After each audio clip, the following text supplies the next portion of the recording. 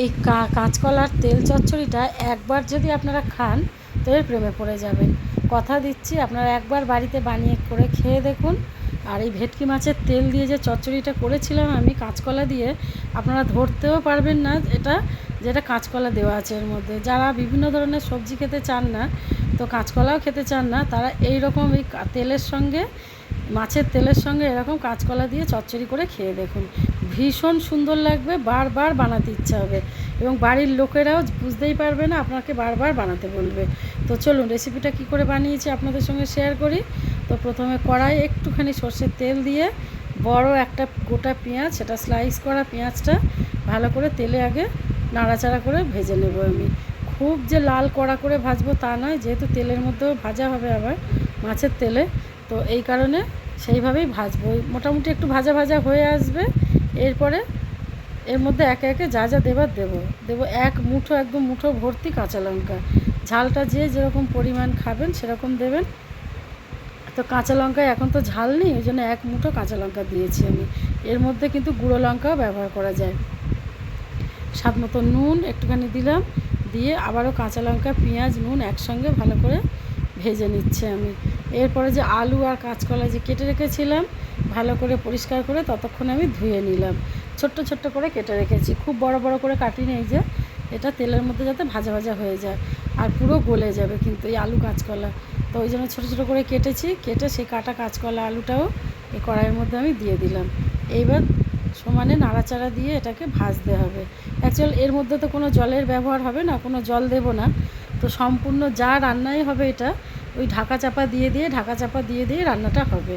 তো ঢাকনা চাপা দিয়ে মোটামুটি 10 থেকে 15 মিনিট, 10 মিনিট মতোই রেখে দিয়েছিলাম প্রথমে, আস্তে করে একদম লো ফ্লেমে, যাতে রান্নাটা আলুটা কাঁচকলাটা অর্ধেকটার বেশি সিদ্ধ হয়ে যায়। ওদের ঢাকনাটা খুললাম, তারপরে খুলে একটু হলুদের গুঁড়ো দিলাম। হলুদের গুঁড়ো যাতে কাঁচাটে গন্ধ না থাকে, ওই জন্য এর সঙ্গেই ভেজে নিতে হবে। আর হলুদের গুঁড়োটা সেই জন্যই আমি আস্তে আস্তে করে ভেজে আবারও ঢাকনা চাপা দিচ্ছি, যাতে সুন্দর করে ভাজা যায়। এরপরে মাছের তেলটা ধুয়ে পরিষ্কার করে নিয়েছিলাম একদম। আর কাতলা মাছের তেল কিন্তু নয়, এটা ভেটকি মাছের তেল দিয়ে করেছিলাম। দুর্দান্ত খেতে হয়েছিল, যেটা এইটা একটুখানি নিলে এক থালা ভাত নিমেষেই আপনার উড়ে যাবে পাত থেকে, এরকম খেতে। আর এটা অল্প হলেই কিন্তু অনেক ভাত খাওয়া যায়, অনেকটা পরিমাণ খেতে পারবেন, আর খেতেও খুবই ভালো হয়। তো তেলটা পরিষ্কার করে ধুয়ে আবার দিয়ে দিয়েছি, দিয়ে ঢাকনা চাপা দিয়ে রেখেছিলাম যাতে তেলটা একটু নরম হয়ে যায়। তেলটা বেশ নরম হয়ে গেছে, এবার আলুর সঙ্গে আবারও আমি উল্টে পাল্টে এটাকে আমি ভাজা ভাজা করে নেব। নাড়াচাড়া করে এরকম করে ভাজতে হবে যাতে সমস্ত তেলটা তেল থেকে তেল ছাড়ে। এই মাছের তেলটা থেকে অনেকটাই তেল ছাড়বে, পরে দেখলে বুঝতে পারবেন। এরকম ঢাকনা চাপা দিয়ে দিয়ে যদি রান্না করা যায় এই মাছের তেলটা, তো অনেকটাই তেল ছাড়বে আর খুব টেস্টি এই তেল। তো এর মধ্যে দিলাম একটা গোটা টমেটোটা দেওয়ার কারণে আরও টেস্টি হবে, একটা টক ঝাল মিষ্টির মেলবন্ধন তৈরি হবে এই রান্নাটার মধ্যে। তো টমেটোটাও কিন্তু একদম মেল্ট হয়ে যাবে, সেটাকে দিয়েও ভালো করে আবারও ভাজা ভাজা করে নিচ্ছি আমি।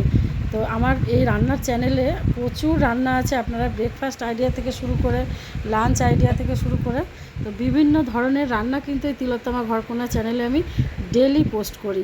আপনারা চাইলে সেখান থেকে নতুনত্ব রান্না দেখে নিতে পারেন। আর একদম অভিনবত্ব রান্না আপনারা ট্রাই করবেন, করে ছোট্ট করে কমেন্ট করে জানাবেন যে কেমন হয়েছে। তো এই যে ভালো করে আমি আবারও কষিয়ে নিচ্ছি তেলটার সঙ্গে। দেখেছেন কী সুন্দর তেল ছেড়ে কালারটা কত সুন্দর এসেছে, দুর্দান্ত একটা রঙ এসেছে দেখুন। আর সমানে সমস্ত ঘেটে কিন্তু মিশিয়ে দিতে হবে, যতটুকু মেশানো যায় আর কি। এই মাখাটা দিয়েই কিন্তু গরম ভাত খাওয়া যাবে। একটু গরম গরম ভাত নেবেন আর এই মাখা নেবেন, এই কাঁচকলার এই যে তেল চচ্চড়িটা নেবেন, দেখবেন দুর্দান্ত খেতে লাগবে। এইবার কয়েকটা গোটা কোয়া রসুন সেটা দিলাম, এটা ভেঙেও যাবে না, কিন্তু খুব সুন্দর একটা সুসিদ্ধ হয়ে যাবে। রসুনের কোয়াটা গালে পড়বে গরম ভাতে, তো আরও মারাত্মক খেতে লাগবে।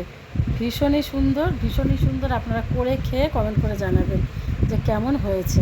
তো আপনারা কাতলা মাছের তেল পেলেও কাতলা মাছের তেল দিয়েও করবেন, ভালো হয়, কিন্তু রুই মাছের দেবেন না, বড্ড তিতকুটে হয়, তেতো হয়। তো হয়ে গেছে আমার আজকে তেল চচ্চড়ি, কাঁচকলার তেল চচ্চড়ি। এবার নামিয়ে নেব সার্ভিং প্লেটে, আমি এবার সার্ভ করে নেব। ভীষণ সুন্দর খেতে, আর গরম গরম ভাতে তো জাস্ট জমে যাবে। আপনারা করে খেয়ে অবশ্যই জানাবেন। আর ভিডিওটা ভালো লাগলে লাইক, কমেন্ট, শেয়ার আর সাবস্ক্রাইব করে দেবেন আমার এই তিলোত্তমা ঘরকন্যা চ্যানেল। আর খুব শীঘ্রই নিয়ে আসছি আবারও কালকে নতুন একটা ভিডিও। নতুন নতুন রান্না কিন্তু সব সময় আমি এই চ্যানেলে আপলোড করি, আপনারা গিয়ে দেখতে পারেন শর্টসে আর লম্বা ভিডিওতে। আজকের মতো তাহলে আসি, টাটা।